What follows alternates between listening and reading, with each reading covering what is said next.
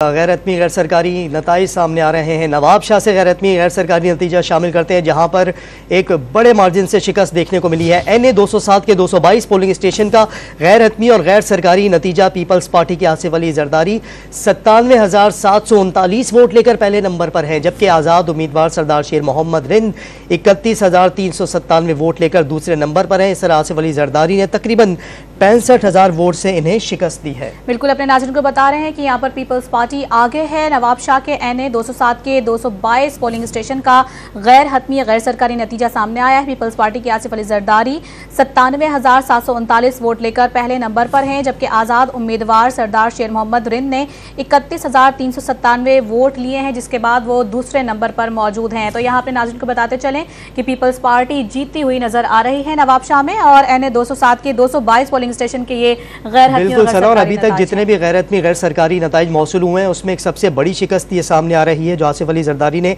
आज़ाद उम्मीदवार को दी है, जिसमें आसिफ अली जरदारी ने 97,739 वोट हासिल किए और वो पहले नंबर पर, जबकि जो आज़ाद उम्मीदवार यहाँ से सरदार शेर मोहम्मद रिंद थे उन्होंने 31,397 वोट हासिल किए। इस तरह तकरीबन 65,000 से जायद वोट्स की लीड हासिल है यहाँ पर आसिफ अली जरदारी को। ये गैर हतमी गैर सरकारी नताइज जो आप तक पहुँचा रहे हैं।